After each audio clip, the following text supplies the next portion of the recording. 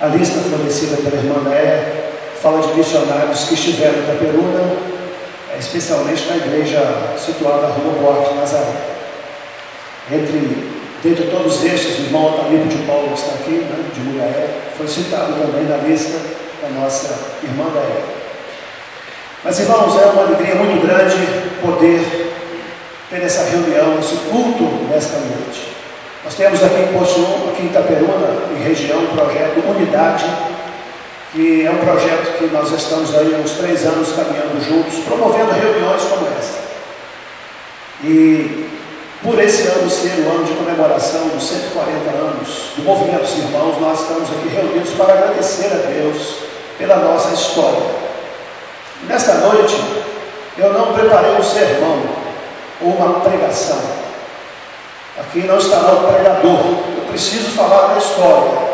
Vocês vão ter aqui um professor de história que vai pegar a história dos irmãos, pincelando a história mundial no Brasil e na nossa região, e extrair dessas histórias as aplicações para nós no contexto de nossas igrejas hoje. Então, eu gostaria que você tivesse isso em mente. Mas nós vamos começar com a leitura da Palavra de Deus, o Salmo de número 133. Você pode abrir a sua Bíblia, ou você pode também acompanhar aqui, vai ser projetado, já está projetado. Obrigado ao irmão do Catachorro. E eu gostaria de convidar você para a gente fazer uma leitura participativa. Os homens vão ler o primeiro versículo, as mulheres o segundo versículo, e todos juntos leremos o terceiro versículo. Então, assentados mesmo como estamos, pode ficar assentado. Nós vamos começar os homens, e depois as mulheres continuam. Ó, quão bom e quão suave é que os irmãos vivam em união.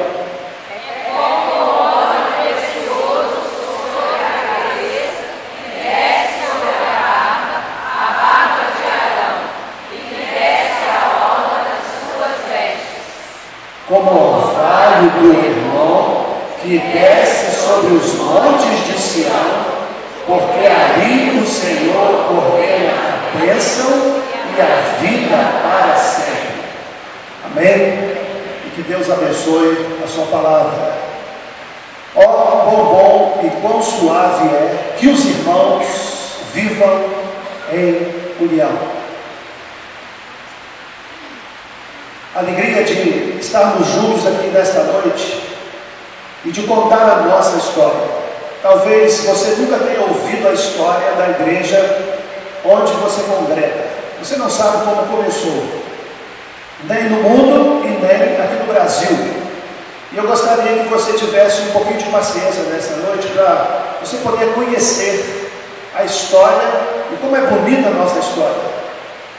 Para que você saiba em que terreno você está pisando, porque existem muitas histórias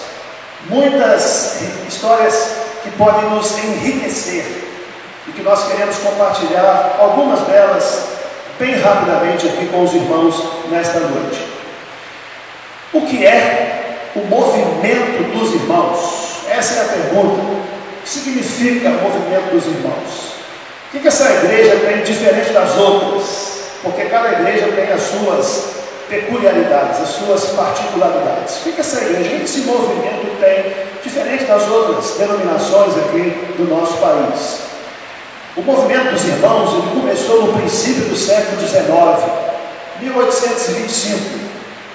Estudantes do Trinity College, em Dublin, na Irlanda, buscavam encontrar uma forma em que pudessem reunir-se para adoração e comunhão simplesmente como irmãos em Cristo, anonimamente. Muitos deles continuaram a ser membros de suas igrejas originais, nas quais alguns dentre eles eram ministros ordenados. Não era o intuito deles formarem uma nova denominação. Os irmãos começaram espontaneamente, sem querer começar um novo grupo, um movimento. Eles apenas queriam reunir em nome de Jesus com todos os crentes, independentemente da sua denominação. denominação. Naquela época, havia na Inglaterra, Escócia e Irlanda as igrejas oficiais, a igreja anglicana, escocesa e irlandesa. E haviam também denominações chamadas denominações igrejas dissidentes, igrejas que não concordavam com uma igreja associada ao Estado. E essas igrejas dissidentes eram a igreja presbiteriana, a igreja batista, a igreja congregacional. Eles não concordavam com a ideia de união, igreja e Estado, aquelas igrejas oficiais. Mas, quando você se unia a uma destas igrejas, mesmo as dissidentes, você acabava ficando privado da comunhão com os outros irmãos. Entende? Então, se você se batizava e se lembrava na igreja presbiteriana, você perdia comunhão com os batistas. Se você se lembrava com os batistas, você perdia comunhão com os presbiterianos e congregacionais. Não podiam celebrar a ceia juntos. Então, esses jovens, os nossos irmãos que começaram o movimento, eles entenderam que isso não estava correto, que as barreiras denominacionais não podiam impedir as pessoas de se sentarem e participarem da ceia juntos. E eles começaram então a se reunir para orar, para estudar a Bíblia e para celebrar a ceia. Mas o movimento cresceu muito e começou a surgir igrejas no mesmo estilo, no mesmo molde, em outros países também com essa mesma visão. Esse movimento se espalhou para o continente europeu e teve o nome de Irmãos de Plymouth, que era uma cidade inglesa onde havia uma congregação, uma igreja que cresceu muito, os Irmãos de Plymouth. Então ficaram conhecidos como Irmãos de Plymouth. Em outros lugares eram conhecidos como Darbistas, por causa de John Nelson Darby. Vamos falar dele daqui a pouco, que era um homem um teólogo muito respeitado na Inglaterra, e alguns começaram a chamar esse grupo de Darbistas. Outros chamavam Irmãos Unidos. Aqui no Brasil é conhecido como Igreja Cristã, e depois com o nome da casa de oração se associou. Igreja Cristã em alguns lugares se chama Igreja Cristã Casa de Oração, apenas como forma de identificação. E os líderes desse movimento, irmãos, eu queria falar de 3 deles bem rapidamente. O primeiro, Anthony Norris Groves, era um dentista, um jovem, e ele é considerado o fundador do movimento dos irmãos, ou seja, aquele que iniciou, que deu o pontapé inicial, como vimos aqui no vídeo. Era um jovem piedoso, era um jovem consagrado a Deus, e ele foi o primeiro missionário dos irmãos. Ele deixou a Inglaterra e foi para Bagdá, para fazer missões, para levar o Evangelho para Bagdá. E ele foi com a esposa e filhos. Só a viagem terrestre demorou 6 meses para ele chegar a Bagdá. Quando ele chegou em Bagdá, a esposa morreu, perdeu o filho e ele ficou cuidando de 3 crianças. Anthony Norris Groves não desistiu, continuou e depois foi missionário na China. A vida desse homem influenciou muitas pessoas. Influenciou o missionário Hudson Taylor, que é esse muito reconhecido no meio cristão, no meio evangélico, porque foi o que criou a missão para o interior da China. Hudson Taylor foi influenciado por Anthony Norris Groves, que é um dos pioneiros, os iniciadores do movimento dos irmãos. Esse irmão era tão dedicado que antes de ir para a obra missionária, antes de sair da Inglaterra, ele entregava como seu rendimento do seu trabalho, o dízimo deste irmão era 25%. Ele não dava 10%, ele não dava 20%, ele entregava 25% do que ele ganhava dos seus trabalhos como dentista, para ver a obra do Senhor crescer. E a paixão dele por Jesus era tão grande que ele deixou tudo, largou tudo e foi levar a palavra para aquelas pessoas que nunca tinham ouvido falar de Jesus. Esse é o considerado o iniciador do movimento. George Miller, outro nome também dos pioneiros do movimento dos irmãos, ele dedicou a sua vida a trabalhar com orfanatos, com órfãos, com crianças. E a missão de George Miller era vivida pela fé. Ele não pedia ajuda, ele não fazia campanhas para arrecadar fundos. A missão dele era pela fé. E conta-se que uma vez, chegando uma parte da manhã, não havia leite para as crianças tomarem o café da manhã. E foram falar com o George Miller. George Miller saiu da sala, foi ao seu quarto, dobrou os seus joelhos e orou, porque não tinha leite para as crianças. E daí a pouco chega a notícia que a carroça que ia levar o leite tinha quebrado em frente ao orfanato. E aquele leite ia estragado ali. Então resolveram doar o leite para o orfanato. Pela oração deste servo de Deus. Outra vez, não tinha pão para as crianças tomarem o café. George Miller dobrou os joelhos. Daqui a pouco chega a notícia da padaria.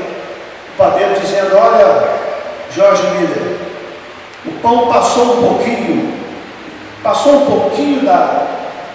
do grau para assar, ficou levemente queimado, mas está muito bom o pão, mas para vender não serve.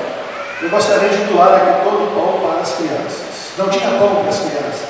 George Miller, com a sua fé, ele desenvolveu um trabalho que ficou reconhecido no mundo inteiro. E até hoje as pessoas, quando querem ver alguém que tinha orações respondidas, leem a vida de George Miller. Ele tem livros. O Movimento dos Irmãos começou o movimento. E o terceiro, John Nelson Darby, que é o teólogo do movimento, desenvolveu o sistema escatológico conhecido como pré-milenismo dispensacionalista, que foi amplamente divulgado na Bíblia de Scofield. O mundo inteiro conheceu esse pensamento escatológico desenvolvido por John Nelson Darby, que praticamente influenciou o pensamento evangélico no mundo inteiro. Hoje, no Brasil, a maioria das denominações entende a escatologia, no final dos tempos, através do que esse irmão John Nelson Darby escreveu. E nós temos aqui em Itaperuna uma tradição de irmãos que se especializaram em pregar sobre a volta de Cristo, o fim dos tempos. E todo o material foi do trabalho deste servo de Deus, que iniciou esse pensamento. Não é uma unanimidade entre os evangélicos, mas a Igreja Assembleia de Deus, por exemplo, acredita dessa forma. A Igreja Batista, uma grande parte acredita dessa forma. A Igreja Batista regular somente acredita dessa maneira de ver o final dos tempos. E aqui em Itaperuna tivemos a família Boechat Pinto, que pregou aqui em Itaperuna e no Brasil inteiro, com muitos frutos da pregação desses irmãos. Irmão José Boechat Pinto, irmão Darcy Boechat. E hoje nós temos irmãos aqui que continuam pregando, ensinando esta visão escatológica, que foi desenvolvida por esse irmão que iniciou o movimento dos irmãos. Então, no Brasil, eu queria falar agora sobre o início no Brasil. Em 1878, que está marcado o início da nossa igreja aqui no Brasil. Só para você ter uma ideia, a igreja congregacional, igreja fluminense, iniciada pelo Dr. Roberto Calley, um médico que encontrou o apoio de Dom Pedro II para começar a primeira igreja evangélica aqui, começaram em 1858. A igreja presbiteriana em 1859. A igreja metodista em 1867. A igreja batista em 1882. Então, o movimento dos irmãos chegou praticamente junto com as outras denominações. Nossa igreja é uma igreja histórica, é uma igreja que chegou aqui juntamente com os nossos irmãos que vieram evangelizar o Brasil. Mas a nossa história tem a ver com uma ligação com a igreja fluminense, a igreja congregacional. O Dr. Calley tinha um pastor auxiliar chamado Richard Holden. Holden foi à Europa e tomou contato com John Nelson Darby e conheceu o movimento dos irmãos. Então o Holden começou a pensar a sua visão de igreja de uma forma diferente. Ele renunciou ao pastorado da igreja fluminense e, através dele, começou um trabalho no Rio de Janeiro. Alguns membros da igreja fluminense saíram juntamente com o pastor, ex-pastor agora, membro do movimento dos irmãos, e começa o trabalho dos irmãos. Em 1878, nos meses de junho e julho de 1878, depois de rodar em vários endereços ali no Rio de Janeiro, a igreja se estabeleceu na rua São Carlos, de número 104, onde está lá até hoje, a nossa primeira igreja lá no Rio de Janeiro. E eu queria, irmãos, agora para dizer como o Evangelho chegou na nossa região, eu queria falar aqui sobre 2 missionários, para a gente poder entender como a mensagem chegou até nós. E o primeiro missionário é McNair, Stuart Edmund McNair, ou McNair, como alguns pronunciam. Esse irmão nasceu em 1867 e aos 14 anos ele participou de um estudo bíblico ministrado pelo John Nelson Darby e ficou impressionado com a espiritualidade e erudição daquele irmão. E ele então participou do movimento dos irmãos através dessa influência. McNair era engenheiro civil, desenhista mecânico e teólogo. McNair, aos 29 anos, ele abandonou sua profissão, o seu trabalho e veio para o Brasil. Ele desembarcou do Rio de Janeiro e foi recebido pelos irmãos Daniel Faria e João Brito. E ele ficou hospedado na casa deste irmão, ali na ladeira do Barroso, no Morro do Livramento, no Rio de Janeiro. McNair fica uns anos no Brasil, volta para a Europa, prega em Portugal, na Espanha e depois retorna ao Brasil. E em 1913, McNair chega a Carangola.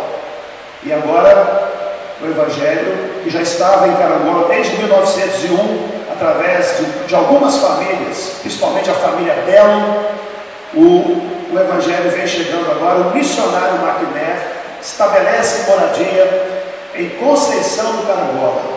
E ele encontra ali um grande número de famílias já convertidas e servindo ao Senhor. E nesta ocasião, McNair viajou largamente por toda a região da Zona da Mata, região limítrofe entre os estados de Minas Gerais, Rio de Janeiro e Espírito Santo, tendo por companheiros alternados em viagens Albert Storm, George Hollis, William Anglin e William Goldsmith, irmãos que acompanharam McNair em suas viagens, missionários também super dedicados e consagrados ao Senhor.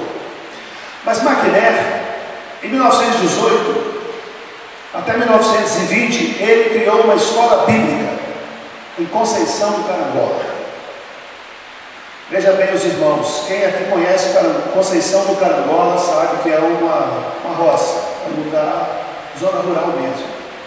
McNair começa uma escola bíblica e ele promoveu 3 escolas bíblicas em Conceição de Carangola nesse período, que contava com a participação de um professor muito instruído nas línguas originais da Bíblia, Harold St. John.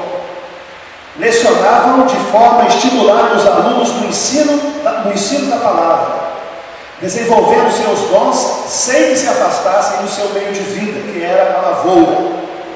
Em 6 meses conseguiram ler todo o Evangelho de João no original grego. As escolas bíblicas foram bem-sucedidas, os alunos geraram frutos para gerações futuras que permanecem até hoje.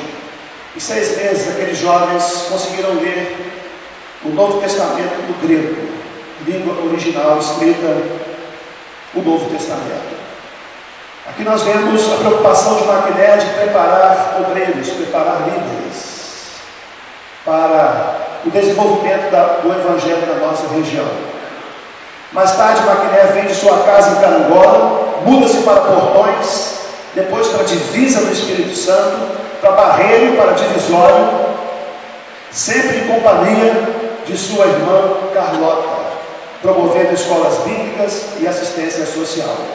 Ele morou também aqui, em Barreiro, no Rio de Janeiro. Aqui em Itaperuna, na atividade de Itaperuna. Em 1933, por não ter mais forças para andar a cavalo e nem fazer longas viagens, ele muda para Teresópolis e funda a Casa Editora. E na madrugada de 10 de janeiro de 1959, McNair morre aos 92 anos. Esse irmão deixou aqui uma grande obra. E a sua principal obra literária é a Bíblia Explicada, que ainda hoje é produzida pela CPAD e muitas pessoas têm em suas mãos. McNair, com essa criação da escola bíblica, ele desenvolveu o trabalho na nossa região. E eu quero contar a vocês como é que chegou aqui o Evangelho em Itaperuna, Porciúncula e a nossa região aqui, Divisório, Muriaé, onde os irmãos estão aqui conosco também nesta noite. A Escola Bíblica em Conceição de Carangola, e agora eu tomo testemunho, irmãos, de um irmão aqui de Itaperuna, já que está com o Senhor, irmão Joaquim Mafra. Ele foi aluno da Escola Bíblica, e ele escreveu a história da vida dele, e eu tenho esse escrito, eu estava estudando. Joaquim Mafra, um jovem de Tombos, de Minas Gerais, ele relata que McNair o chamou no final do curso da Escola Bíblica. McNair chamou aquele jovem e disse para ele: olha, eu vou te dar essa importância aqui em dinheiro, você leva esse dinheiro para o seu pai, como compensação dos meses que você ficou longe de casa e deixou de ajudar o sustento da sua família. Leva esse dinheiro para o seu pai. Se você pensa que a Bolsa Escola foi criada por Cristóvão Buarque, governador do Distrito Federal, você está enganado. A Bolsa Escola foi criada por McNair em 1918, em Conceição do Carangola. Bolsa Escola Teológica. Bolsa Escola para preparar o jovem para pregar a palavra de Deus. Eu não sei quantos sabiam disso aqui, mas McNair, ele estava 100 anos na sua frente. Ele não estava vivendo em 1920, estava vivendo em 2020. Porque podemos contar nos dedos as escolas bíblicas hoje no movimento dos irmãos. Temos várias, mas McNair já estava nos ensinando desde 1920 que nós precisamos preparar pessoas para pregar a palavra de Deus. 2 jovens treinados nessa escola bíblica se tornaram baluartes do movimento dos irmãos da nossa região. Estou falando de 2 irmãos porque foi o que eu estudei. Se eu cometer alguma injustiça, depois os irmãos me corrijam, por favor. Joaquim Mafra, que nós já falamos, e Gerson Antunes. Gerson Antunes, a irmã Débora Mafra Pinto, escreveu a biografia dele. E ela nos informa como aconteceu a vida desses obreiros para esta região aqui. A região de Natividade, Barreiros, Valão, Itaperuna. E ela escreve da seguinte maneira: no final do período escolar, que durou 4 meses, os alunos da escola bíblica receberam uma carta de Joaquim Paulo de Oliveira, solicitando uma visita a Barreiros, onde o evangelho estava se iniciando. Gerson Antunes e Joaquim Alves Mafra se dispuseram a fazer a visita. O evangelho chegou aqui em Itaperuna no início de 1913, com a colaboração do professor Alfredo Figueiras, que veio de Divino do Carangola estabelecer igreja na região, inclusive em Santa Clara e Purilândia, onde distritos de Porciúncula. E nessa localidade iniciou um trabalho evangélico que logo se estendeu com a conversão de Virgílio Tinoco Machado, que era proprietário de uma fazenda em Barreiros, Valão, e indo até a cidade de Itaperuna. Gerson Antunes, como mostrava a habilidade como professor, foi convidado por volta de 1927 por Joaquim Paulo de Oliveira a lecionar para seus filhos e outras crianças da fazenda e vizinhos. Assim, Gerson Antunes foi para essa região, ministrava os ensinos seculares e cooperava com a obra do Senhor, pregando o Evangelho e ensinando as doutrinas bíblicas para aqueles que desejavam ingressar na obra. Gerson Antunes se casou em 1928 com Herondina Bastos, filha de um colono de uma fazenda onde lecionava. Depois ele foi trabalhar em Carangola, Vitória, e vindo terminar seus dias no Barreiro, na casa de Jaime Tinoco Rezende, onde veio falecer no dia 9 de setembro de 1943. Esse irmão, além de todo o trabalho como professor, ensinador das Escrituras, ele também compunha hinos. Um destes que o coral cantou nesta noite, Maravilhoso Senhor Jesus, autoria do nosso saudoso irmão Gerson Antunes. Os irmãos percebem a importância da escola bíblica de Conceição do Carangola. Foi determinante para o crescimento do trabalho dos irmãos aqui na região. E de Barreiro, e de Valão, veio para Itaperuna. E o trabalho aqui está completando agora a Igreja Boa Arte de Nazaré, 83 anos. Trabalho, visão de Magné, de uma escola bíblica, e a preparação de líderes, preparação de obreiros para expandir a obra do Senhor. William Anglin, outro irmão que eu gostaria de falar, ele nasceu no dia 21 de outubro de 1882, na Inglaterra. Ele foi um bem-sucedido diretor de uma siderúrgica e muito abençoado na vida material. William Anglin, aos 40 anos, já tinha sua independência financeira. Ele podia passar o resto da sua vida tranquilo na Europa, na Inglaterra, mas ele resolveu vir para o Brasil. Ele foi recomendado à obra em 1920, e em 1926 ele chegou ao Brasil, tornando-se companheiro de evangelização do missionário Magner, juntamente com os missionários Albert Storm, William John Goldsmith, atuando por toda a região da Zona da Mata, região limítrofe entre os estados de Minas Gerais, Rio de Janeiro e Espírito Santo. Esse irmão trabalhou na nossa região, esteve aqui também trabalhando em Itaperuna, como o relato aqui da irmã Léia. E dentre muitos trabalhos do irmão Anglin, eu queria citar um. O irmão Alexandre falou aqui das crianças, e eu queria agora falar do trabalho que o William Anglin fez com as crianças. William Anglin, irmãos, investiu pesadamente na vida das crianças. Ele pegava as crianças da nossa região, Itaperuna, Carangola, Porciúncula, Tombos, crianças que moravam aqui na zona rural, colocava essas crianças num trem e levava essas crianças para passarem 15 dias de férias em Marataízes. Eles tinham uma casa em Marataízes. William Anglin tinha essa coragem, essa ousadia de juntar, eu não sei quantas crianças, eram muitas. E ali elas ficavam 15 dias recebendo a palavra de Deus, decorando versículos da palavra de Deus, tomando banho de mar, fazendo gincanas, brincadeiras. William Anglin levava um grupo de pessoas para vigiar, para tomar conta das crianças, e ele tinha uma regra. A regra era a seguinte: criança que se comporta mal não volta no ano seguinte. Criança que se comporta bem volta no ano seguinte. E a minha mãe, com todo orgulho, ela dizia, até o final da vida dela: eu fui 2 vezes.